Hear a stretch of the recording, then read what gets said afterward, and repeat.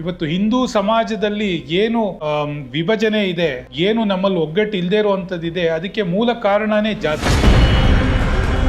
Historically Congress ಒಂದು Muslim ಸಮುದಾಯವನ್ನ ಪೂರ್ತಿ ಹಿಡಿದಿಟ್ಕೊಳ್ಳುವಂಥದ್ದು, ಇದನ್ನ ತಮ್ಮ ತೆಕ್ಕೆಗೆ ಹಾಕೊಂಡು ಪ್ರತಿ ಸತಿ ಚುನಾವಣೆ ಗೆಲ್ಲುವಂಥದ್ದು, ಅಧಿಕಾರಕ್ಕೆ ಬರುವಂಥದ್ದು.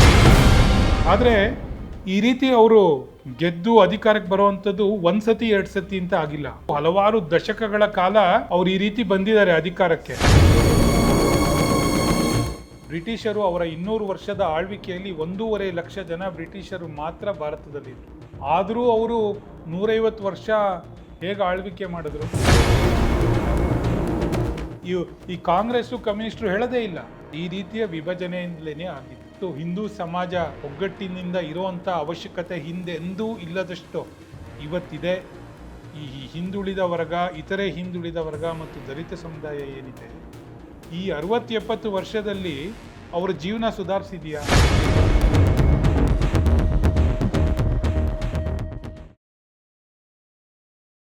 ಹಿಸ್ಟಾರಿಕಲಿ ಕಾಂಗ್ರೆಸ್ ಏನು ಮಾಡಿದ್ಯಪ್ಪ ಅಂತಂದರೆ, ಒಂದು ಮುಸ್ಲಿಂ ಸಮುದಾಯವನ್ನು ಪೂರ್ತಿ ಹಿಡಿದಿಟ್ಕೊಳ್ಳುವಂಥದ್ದು, ಮತ್ತು ಹಿಂದೂ ಸಮುದಾಯವನ್ನು ವಿಭಜನೆ ಮಾಡಿ ಒಂದು ವರ್ಗವನ್ನು, ಅಂದರೆ ಒಂದು OBC ಆಯಿತು ಅಥವಾ ಪರಿಶಿಷ್ಟ ಜಾತಿ ಪಂಗಡ ಆಯಿತು, ಅವ್ರನ್ನೆಲ್ಲ ಓಲೈಕೆ ಮಾಡಿ ಅವ್ರನ್ನ ತಮ್ಮ ತೆಕ್ಕೆಗೆ ಹಾಕ್ಕೊಂಡು ಅಹಿಂದ ಏನಿದೆ, ಈ ಅಲ್ಪಸಂಖ್ಯಾತ ಮತ್ತು ಇದು ಹಿಂದುಳಿದ ವರ್ಗ ಮತ್ತು ದಲಿತ ವರ್ಗ ಅಂತ, ಇದನ್ನ ತಮ್ಮ ತೆಕ್ಕೆಗೆ ಹಾಕ್ಕೊಂಡು ಪ್ರತಿ ಸತಿ ಚುನಾವಣೆ ಗೆಲ್ಲುವಂಥದ್ದು, ಅಧಿಕಾರಕ್ಕೆ ಬರುವಂಥದ್ದು. ಆದರೆ ಈ ರೀತಿ ಅವರು ಗೆದ್ದು ಅಧಿಕಾರಕ್ಕೆ ಬರುವಂಥದ್ದು ಒಂದ್ಸತಿ ಎರಡು ಸತಿ ಅಂತ ಆಗಿಲ್ಲ.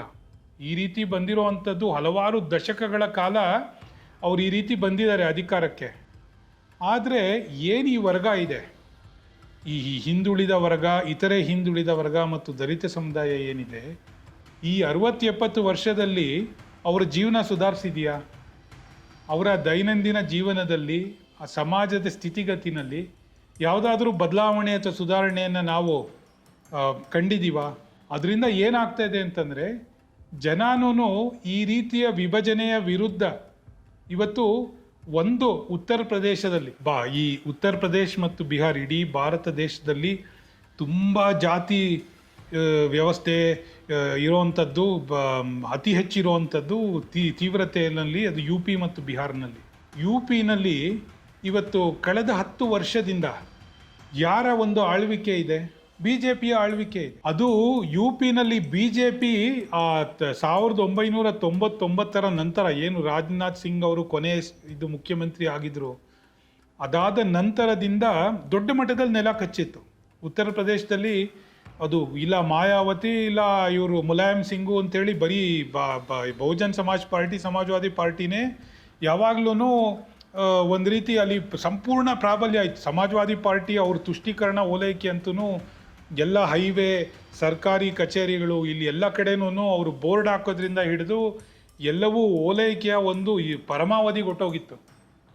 ಆದರೆ ಅಲ್ಲಿನ ಜನರಲ್ಲಿ ಅದನ್ನು ಮೆಟ್ಟಿ ನಿಂತು, ನೀವು ಎಲ್ಲರೂ ಒಂದು ಅಂತ ಒಗ್ಗಟ್ಟಾಗಿ ನೀವು ಜೊತೆಗೆ ನಿಂತಾಗಷ್ಟೇ ನಿಮ್ಮ ನಿಜವಾದ ಏಳಿಗೆ ಆಗೋದು ಅನ್ನುವಂಥ ಒಂದು ಸಂದೇಶ ಏನು ಸನ್ಮಾನ್ಯ ನರೇಂದ್ರ ಮೋದಿಯವರಾಯಿತು, ಭಾರತೀಯ ಜನತಾ ಪಕ್ಷ ಆಯಿತು ಕೊಟ್ಟಂಥ ಸಂದರ್ಭದಲ್ಲಿ ದೊಡ್ಡ ಮಟ್ಟದ ಬಹುಮತ ನಮಗೆ ಅಸೆಂಬ್ಲಿನಲ್ಲಿ ಬಂತು. ಲೋಕಸಭೆಯಲ್ಲಿ ಗೆಲ್ಲೋದು ಒಂದು, ಆದರೆ ಅಸೆಂಬ್ಲಿನಲ್ಲಿ ಗೆಲ್ಲೋದು ತುಂಬ ಕಷ್ಟ ಇದೆ. ಯಾಕೆಂದರೆ ಅದರಲ್ಲಿ ಮೈಕ್ರೋ ಫ್ಯಾಕ್ಟರ್ಸು ಜಾಸ್ತಿ. ಸೊ ಆವತ್ತು ನಾವು ಯೋಗಿ ಅವ್ರನ್ನ ನಾವು ಮುಖ್ಯಮಂತ್ರಿ ಮಾಡ್ತೀವಿ ಅಂತ ಹೇಳಿರಲಿಲ್ಲ. 2016ರಲ್ಲಿ ಚುನಾವಣೆ ಹೋಗುವಂಥ ಸಂದರ್ಭದಲ್ಲಿ, ಅಸೆಂಬ್ಲಿ ಚುನಾವಣೆ, ನಾವು ಯೋಗಿ ಆದಿತ್ಯನಾಥ್ ಅವರು ಮುಖ್ಯಮಂತ್ರಿ ಆಗ್ತಾರೆ ಅಂತ ಎಲ್ಲೂ ಘೋಷಣೆ ಮಾಡಿರಲಿಲ್ಲ. ಆವತ್ತು ಕೇಶವ್ ಪ್ರಸಾದ್ ಮೌರ್ಯ ಇದ್ದರು, ಬೇರೆ ಬೇರೆ ಸ್ಥಳೀಯವಾಗಿರ್ತಕ್ಕಂಥ ನಾಯಕರಿದ್ದರು, ಇವರು ಲೋಕಸಭೆಯಲ್ಲಿ ಇದ್ದಂಥವ್ರು. ಆದರೆ ಏನು ಯೋಗಿ ಆದಿತ್ಯನಾಥರ ಒಂದು ನಾಯಕತ್ವ ಬಂತು, ಒಂದು ಕಾನೂನಿನ ಒಂದು ಸುವ್ಯವಸ್ಥೆಯಿಂದ ಹಿಡಿದು, ಸರ್ಕಾರದ ಒಂದು ಆಡಳಿತ ಯಂತ್ರದಿಂದ ಹಿಡಿದು, ಅಲ್ಲಿರ್ತಕ್ಕಂಥ ಮೋಸ ಮತ್ತು ಗೂಂಡಾಗಿರಿಯಿಂದ ಹಿಡಿದು ಎಲ್ಲದರ ವಿರುದ್ಧ ಏನು ಯೋಗಿ ಆದಿತ್ಯನಾಥ್ ನಿಂತ್ಕೊಂಡ್ರು. ಇವತ್ತು ಅಲ್ಲಿ ಇವತ್ತು ಮಾಯಾವತಿ ಸಂಪೂರ್ಣ ನೆಲ ಕಚ್ಚಿದ್ದಾರೆ. ಇವತ್ತು ಕಾಂಗ್ರೆಸ್ಸು ಭಾಳ ದೊಡ್ಡ ಏನು 2009ರ ಲೋಕಸಭೆನಲ್ಲೂ ಈ ಮನಮೋಹನ್ ಸಿಂಗ್ ಅವರ UPA 2ನಲ್ಲಿ ಸರಿಸುಮಾರು 45 ಸೀಟೇನೋ ಗೆದ್ದಿದ್ರು ಅವರು UP ಇದರಲ್ಲಿ ಉತ್ತರ ಪ್ರದೇಶಲ್ಲಿ. ಇವತ್ತು ಕಾಂಗ್ರೆಸ್ಸೂ ಸಂಪೂರ್ಣವಾಗಿ ಇವತ್ತು ತನ್ನ ಅಸ್ತಿತ್ವನೇ ಕಳ್ಕೊಂಡಿದೆ. ಆ ಅಮೇಠಿ ರಾಯ್ಬರೇಲಿನಲ್ಲಿ ಏನು ನೆಹರು ಕುಟುಂಬ ನಿಂತ್ಕೋತಾ ಇತ್ತು, ಅವ್ರು ಯಾರೂ ಇವತ್ತು ನಿಂತ್ಕೊಂಡು ಗೆಲ್ಲುವಂಥದ್ದು ಕಷ್ಟ ಆಗಿದೆ. ಅಂದರೆ ಈ ಜಾತಿ ವ್ಯವಸ್ಥೆಯಿಂದ ನಾವು ಹೊರಗಡೆ ಬರಬೇಕು, ನಾವು ಒಗ್ಗಟ್ಟಾಗಿದ್ದಾಗಷ್ಟೇ ನಮ್ಮ ಉಳಿಗಾಲ ಅನ್ನುವಂಥ ಒಂದು ಸಂದೇಶ ಇವತ್ತು ಅಲ್ಲಿನ ಜನರಿಗೆ ನಾಟಿದೆ. ಅಲ್ಲೂ ಸಮಾಜ ತುಂಬ ಸುಶಿಕ್ಷಿತ ಸಮಾಜ, ಅಲ್ಲೆಲ್ಲ ವಿದ್ಯಾವಂತರು ಹೆಚ್ಚಿದ್ದಾರೆ, ಆ ಥರ ಇಲ್ಲ. ಅಲ್ಲೂ ಸಾಕಷ್ಟು ಶೈಕ್ಷಣಿಕವಾಗಿ ವಿಚಾರವಂತಿಕೆ ಎಲ್ಲದರಲ್ಲೂ ಹಿನ್ನಡೆ ಇರ್ತಕ್ಕಂಥ ಅಮಾಯಕ ಮುಗ್ಧ ಜನ ಸಾಕಷ್ಟಿದ್ದಾರೆ. ಅವರಲ್ಲೂ ಒಂದು ಅರಿವು ಮೂಡಿಸುವಂಥ ಕೆಲಸ ಆಗಿದೆ. ಅದೇ ರೀತಿ ಬಿಹಾರದಲ್ಲೂ ಈ ಲಾಲು ಯಾದವ್ ಅವರು ಆಯಿತು, ಅಥವಾ ಅಲ್ಲಿರ್ತಕ್ಕಂಥ ಏನು ಈ ಮಹಾಗಠಬಂಧನ್ ಇವಾಗ ಏನು ಅವ್ರು ಚುನಾವಣೆಗೆ ಹೋಗ್ತಾ ಇದ್ದಾರೆ, ಅವ್ರು ಮಾತಾಡುವಂಥ ಮಾತು, ಅವರು ಜನರನ್ನ ವಿಭಜನೆ ಮಾಡುವಂಥ ರೀತಿ, ಅವ್ರು ಕೇಳ್ತಾ ಇರ್ತಕ್ಕಂಥ ಪ್ರಶ್ನೆಗಳು, ಒಬ್ಬರು ವಿರುದ್ಧ ಇನ್ನೊಬ್ಬರನ್ನ ಸಾರ್ವಜನಿಕವಾಗಿ ನೋಡ್ತಾ ಇದ್ದಂಗೆ ಎತ್ಕಟ್ಟುವಂಥದ್ದು, ನೀನು ಯಾವ ಜಾತಿ ಅವನು ಯಾವ ಜಾತಿ ಅಂತ ಒಂದು ಪಬ್ಲಿಕ್ ರ್ಯಾಲಿನಲ್ಲಿ ಪ್ರಶ್ನೆ ಕೇಳುವಂಥದ್ದು, ಈ ರೀತಿ ಏನು ಮಾಡ್ತಾ ಇದ್ದಾರೆ, ಜನಕ್ಕೆ ಈ ಥರದ್ರ ವಿರುದ್ಧ ಒಂದು ತಿರಸ್ಕೃತ ಮನೋಭಾವ ಬಂದಿದೆ. ಆದರೆ ಅದು ಇನ್ನೂ ಹೆಚ್ಚು ವ್ಯಾಪಿಸ್ಬೇಕು. ಏನು ಆ ಹಿಂದೂಗಳ ಒಂದು ಒಗ್ಗಟ್ಟಾಗಬೇಕು. ವಿಶೇಷವಾಗಿ ದಕ್ಷಿಣ ಭಾರತದಲ್ಲಿ ಭಾಳ ಪ್ರೋಗ್ರೆಸಿವ್ ಮೈಂಡ್ಸೆಟ್ ಇರುವಂಥ ಕರ್ನಾಟಕ ಅನ್ನುವಂಥ ಒಂದು ಸ್ಟೇಟು, ಅದು ಮೈಸೂರು ಸಂಸ್ಥಾನದಿಂದ ಹಿಡಿದು ಇವತ್ತಿನವರೆಗೂ ಒಂದು ಪ್ರೋಗ್ರೆಸಿವ್ ಮೈಂಡ್ಸೆಟ್ ಇರುವಂಥ ಒಂದು ಸ್ಟೇಟು. ಇದರಲ್ಲೂ ಆ ಅರಿವು ಬರಬೇಕು. ಇವತ್ತು ಕಲ್ಯಾಣ ಕರ್ನಾಟಕ, ಕಿತ್ತೂರು ಕರ್ನಾಟಕದಲ್ಲಿ ಎಲ್ಲನೂ ಒಂದು ರೀತಿ ಲಿಂಗಾಯತರ ಒಂದು ಪ್ರಾಬಲ್ಯ, ಕಿತ್ತೂರು ಕರ್ನಾಟಕದಲ್ಲಿ. ಕಲ್ಯಾಣ ಕರ್ನಾಟಕದಲ್ಲಿ ಮುಸ್ಲಿಮರ ಒಂದು ಸಂಖ್ಯೆನೂ ಗುಲ್ಬರ್ಗ, ಯಾದಗಿರಿಯಿಂದ ಹಿಡಿದು ಬೀದರ್ವರೆಗೂ ಸಾಕಷ್ಟು ಅವ್ರದ್ದು ಒಂದು ಪ್ರಾಬಲ್ಯ ಇದೆ. ನಮ್ಮ ಹಳೆ ಮೈಸೂರು ಭಾಗದಲ್ಲಿ ಒಕ್ಕಲಿಗರ ಪ್ರಾಬಲ್ಯ ಇರುವಂಥದ್ದು. ಮಧ್ಯ ಕರ್ನಾಟಕದಲ್ಲಿ ಏನು SC ಸಮುದಾಯ, ಚಿತ್ರದುರ್ಗ ಈ ಕಡೆ ಎಲ್ಲನೂ ಅವರ ಒಂದು ಪ್ರಾಬಲ್ಯ ಇರುವಂಥದ್ದು. ಈ ಲೆಕ್ಕಾಚಾರಗಳೆಲ್ಲವೂ ಹೋಗಬೇಕು. ನಮ್ಮ ಹಿಂದೂ ಸಮುದಾಯ ಒಗ್ಗಟ್ಟಿನ ಕರೆ ಏನು ನಾರಾಯಣ ಗುರುಗಳು ಕೊಟ್ಟಿದ್ದಾರೆ, ಆ ಥರ ಒಗ್ಗಟ್ಟಾಗಿರೋದ್ರಿಂದ ನಮ್ಮ ಶ್ರೇಯೋಭಿವೃದ್ಧಿ ಹೇಗಾಗತ್ತೆ, ನಮ್ಮ ಮಕ್ಕಳ ಭವಿಷ್ಯ, ನಮ್ಮ ಅಸ್ತಿತ್ವ, ನಮ್ಮ ಸುರಕ್ಷತೆ, ನಮ್ಮ ಪ್ರಗತಿ ಒಗ್ಗಟ್ಟಾಗಿದ್ದಾಗ ಯಾಕಾಗತ್ತೆ, ಹೆಂಗಾಗತ್ತೆ ಅನ್ನುವಂಥ ಒಂದು ಜಾಗೃತಿ ಅರಿವು ಅವರಲ್ಲಿ ಮೂಡಬೇಕು. ಇದನ್ನು ಯಾರೂ ಅಷ್ಟು ಸುಲಭವಾಗಿ ಅಲ್ಗಳಿಯೋಕ್ಕಾಗಲ್ಲ. ಇದರಲ್ಲಿ ಕಾಲಾತೀತವಾದಂಥ ಸತ್ಯ ಇದೆ. There is A timeless truth. ಹಾಗಾಗಿ ಈ ಹಿಂದೂ ಸಮಾಜ ಇವತ್ತು ಎಚ್ಚೆತ್ಕೋಬೇಕು. ಇವತ್ತು ನಾವು ಒಗ್ಗಟ್ಟಾಗಬೇಕು. ಅದಕ್ಕೆ ನಾರಾಯಣ ಗುರುಗಳ ಸಂದೇಶ ಬಹಳ ಬಹಳ ಮಹತ್ವದ್ದು. ವಿಶೇಷವಾಗಿ ಕಾಂಗ್ರೆಸ್ ಪಕ್ಷ ಆಯಿತು ಅಥವಾ ಕಮ್ಯುನಿಸ್ಟ್ ಪಕ್ಷ ಆಯಿತು, ಅವರು ಕೇರಳದಲ್ಲಿ ಅಥವಾ ಇಲ್ಲಿ ನಮ್ಮ ಕರ್ನಾಟಕದಲ್ಲೂ ನಾರಾಯಣ ಗುರುಗಳು ಅವರ್ಣೀಯರು ಅಥವಾ ಆವತ್ತು ಏನು ಶೋಷಿತ ಇದಕ್ಕೆ ಇದ್ದಂಥ ವರ್ಗದವರ ವಿರುದ್ಧ ಪರವಾಗಿ ನಿಂತ್ಕೊಂಡು ಮೇಲ್ವರ್ಗದವರ ವಿರುದ್ಧ ಹೋರಾಡಿದ್ರು ಅನ್ನುವಂಥ ಮಾತನ್ನು ಮಾತ್ರ ಹೇಳ್ತಾರೆ.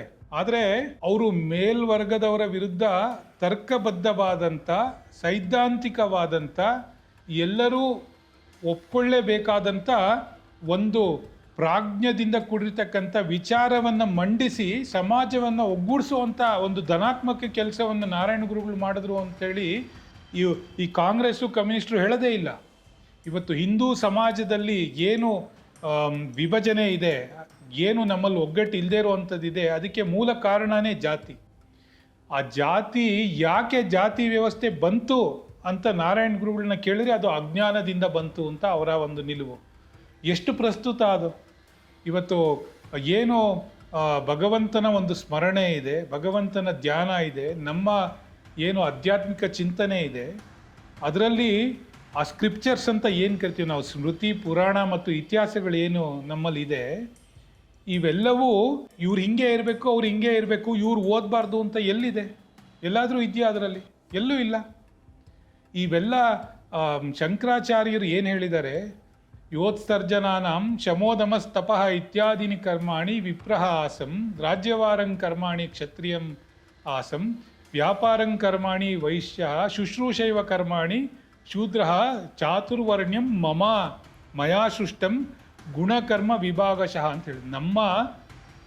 ನಾವು ಮಾಡುವಂಥ ಆವತ್ತಿನ ಗುರುಕುಲ ಪದ್ಧತಿನಲ್ಲಿ ಒಂದು ಮನೆಯಲ್ಲಿ ಒಬ್ಬ ಕ್ಷತ್ರಿಯ ಸೈನಿಕನೂ ಆಗುವಂಥ ಅವಕಾಶ ಇತ್ತು, ಒಬ್ಬ ಒಂದು ನಾಲೆಡ್ಜಿನ ಒಂದು ಕ್ವೆಸ್ಟಲ್ಲಿ ಹೋಗಿ ಒಬ್ಬ ಬ್ರಾಹ್ಮಣನಾಗುವಂಥದ್ದು ಇತ್ತು, ಇನ್ಯಾರೋ ವ್ಯಾಪಾರ ಮಾಡಿ ಒಂದೇ ಮನೆಯಲ್ಲಿ ಎಲ್ಲ ರೀತಿಯ ಮಕ್ಕಳು ಎಲ್ಲ ರೀತಿಯವರು ಇರುವಂಥದ್ದು. ಆ ರೀತಿಯ ಒಂದು ವರ್ಗೀಕರಣ ಇತ್ತು 8ನೇ ಶತಮಾನದಲ್ಲಿ ಅನ್ನುವಂಥ ಒಂದು ಇದನ್ನು ನಾವು ನೋಡಿದ್ದೀವಿ. ಆದರೆ ಕಾಲಕ್ರಮೇಣ ಅವೆಲ್ಲವೂ ಬದಲಾಗ್ತಾ ಬಂತು. ಈ ಬ್ರಿಟಿಷ್ ಬಂದಂಥ ಸಂದರ್ಭದಲ್ಲಿ ಅದನ್ನೇ ಮುಂದಿಟ್ಕೊಂಡು ಆ ಬ್ಯಾಟಲ್ ಆಫ್ ಪ್ಲಾಸಿನಲ್ಲಿ ಏನು ಇವ್ರು ಬರೀತಾರೆ ಪುಸ್ತಕದಲ್ಲಿ, ಡೇವಿಡ್ ವಿಲಿಯಮ್ಸ್, ಆ ಬ್ಯಾಟಲ್ ಆಫ್ ಪ್ಲಾಸಿನಲ್ಲಿ ಇವರು ನೋಡುವಂಥ ಜನನೇ ಎಷ್ಟೊಂದು ಜನ ಇದ್ರಂತೆ, ನೋಡ್ತಾ ಇರೋವಂಥವ್ರು. ಅವರೆಲ್ಲರೂ ಒಂದೊಂದು ಕಲ್ಲು ಬಿಸಾಕಿದ್ರು ಇವರು ಬ್ರಿಟಿಷು ಅವತ್ತು ಉಳಿಗಾಲ ಇರ್ತಾ ಇರಲಿಲ್ವಂತೆ. ಆವಾಗ ಅವರು ಯಾಕೆ ಈ ಥರ ಆಯಿತು, ಯಾಕೆ ಅವ್ರುಗಳೆಲ್ಲ ನೋಡ್ತಾ ಇದ್ರು ಅಂತ ಅಂದಾಗ ಆವಾಗ ಅವ್ರಿಗೆ ಈ ಥರ ಒಂದು ವಿಭಜನೆ ಇದೆ, ಈ ಥರ ಒಂದು ವ್ಯವಸ್ಥೆ ಇದೆ ಅಂತ ಗೊತ್ತಾಗುತ್ತಂತೆ. ಇದನ್ನೇ ನಾವು ದೊಡ್ಡ ಮಟ್ಟದಲ್ಲಿ ನಾವು ಎಕ್ಸ್ಪ್ಲಾಯ್ಟ್ ಮಾಡಿದಾಗಷ್ಟೇ ನಮಗೆ ರೂಲ್ ಮಾಡೋಕ್ಕಾಗೋದು ಅಂತ ನೋಡಿ. ಇದರಲ್ಲಿ ಬ್ರಿಟಿಷರು ಅವರ 200 ವರ್ಷದ ಆಳ್ವಿಕೆಯಲ್ಲಿ 1.5 ಲಕ್ಷ ಜನ ಬ್ರಿಟಿಷರು ಮಾತ್ರ ಭಾರತದಲ್ಲಿದ್ದರು. ಆದರೆ ಆವತ್ತಿನ ಭಾರತದ ಜನಸಂಖ್ಯೆ ಅಂದಾಜು ಒಂದು 25 ಲಕ್ಷದಿಂದ 35 ಲಕ್ಷದವರೆಗೂ ಇತ್ತು. 550 ಪ್ರಿನ್ಸ್ಲಿ ಸ್ಟೇಟ್ಸ್ ಏನೋ ಒಂದು ಹೆಚ್ಚು ಕಮ್ಮಿ ಇತ್ತು. ಆದರೂ ಅವರು 150 ವರ್ಷ ಹೇಗೆ ಆಳ್ವಿಕೆ ಮಾಡಿದ್ರು, ಮತ್ತು ಇಷ್ಟೊಂದು ಸಂಪತ್ತು, ಇಷ್ಟೊಂದು ಇದನ್ನು ತೊಗೊಂಡೋಗಿ ಇವತ್ತು ಲಂಡನ್ ಮ್ಯೂಸಿಯಮ್ಮಲ್ಲಿ ನೀವು ಏನೇ ಒಂದು ನೋಡಿದ್ರೂ ಅವೆಲ್ಲ ಇಲ್ಲಿಂದ ತೊಗೊಂಡೋಗಿರೋವಂಥದ್ದೇ. ಹೇಗಾಯಿತು ಅಂತ ಅಂದರೆ ಈ ರೀತಿಯ ವಿಭಜನೆಯಿಂದಲೇ ಆಗಿದ್ದು. ಆ ವಿಭಜನೆ ನಮ್ಮ ಗುರುಕುಲ ಪದ್ಧತಿಯನ್ನು, ನಮ್ಮ ಕರ್ಮಯೋಗದ ಆಧಾರದ ಮೇಲೆ ಇದ್ದಂಥ, ನಮ್ಮ ಕ್ರಿಯೆ ಕರ್ಮಾನುಸಾರವಾಗಿ ಇದ್ದಂಥ ವರ್ಣ ಪದ್ಧತಿಯನ್ನು ಎಲ್ಲವನ್ನೂ ಬುಡಮೇಲು ಮಾಡಿ ನಮ್ಮ ಗುರುಕುಲ ಪದ್ಧತಿಯನ್ನು ಸಂಪೂರ್ಣವಾಗಿ ನಾಶ ಮಾಡಿ, ಇವತ್ತು ಚೈನಾದಲ್ಲಿ ಯಾವುದೋ ಒಂದು ಸಿನಿಮಾದಲ್ಲಿ ನಳಂದ ಯೂನಿವರ್ಸಿಟಿಯಿಂದ ಒಬ್ಬ ಬರ್ತಾನಂತೆ, ಅವನು ಸಂಸ್ಕೃತದಲ್ಲಿ ಮಾತಾಡ್ತಾನೆ.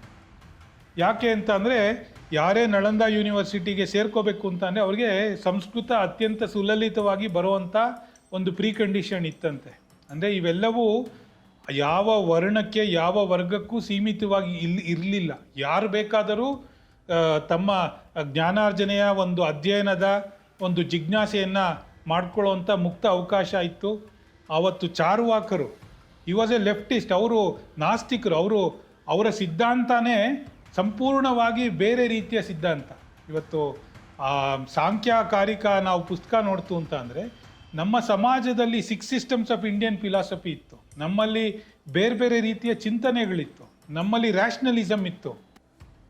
ನಮ್ಮಲ್ಲಿ ಕೇವಲ ಈ ದೇವ್ರ ಪೂಜೆಗಳು ಆ ರೀತಿ ಏನಿರಲಿಲ್ಲ. ನಮ್ಮಲ್ಲಿ ಎಲ್ಲರೂ ಇದ್ದರು. ಅದೇ ರೀತಿ ಆ ಒಂದು ಗುರು ಪರಂಪರೆಯಲ್ಲಿ ನಾರಾಯಣ ಗುರುಗಳು ಬಂದು ಆವತ್ತಿನ ಸಮಾಜದಲ್ಲಿ ಇದೇ ರೀತಿಯ ಒಂದು ಆಧ್ಯಾತ್ಮಿಕ ಚಿಂತನೆಯನ್ನು ಉಪಯೋಗಿಸ್ಕೊಂಡು ಹಿಂದೂ ಸಮಾಜವನ್ನು ಒಗ್ಗೂಡಿಸುವಂಥ ಒಂದು ಕೆಲಸ ಮಾಡಿದ್ರು. ಆ ಒಂದು ಧನಾತ್ಮಕ ವಿಷಯ ಇವತ್ತಿನ ಸಮಾಜಕ್ಕೆ ಬಹಳ ಪ್ರಸ್ತುತ. ಮತ್ತು ಹಿಂದೂ ಸಮಾಜ ಒಗ್ಗಟ್ಟಿನಿಂದ ಇರುವಂಥ ಅವಶ್ಯಕತೆ ಹಿಂದೆಂದೂ ಇಲ್ಲದಷ್ಟು ಇವತ್ತಿದೆ.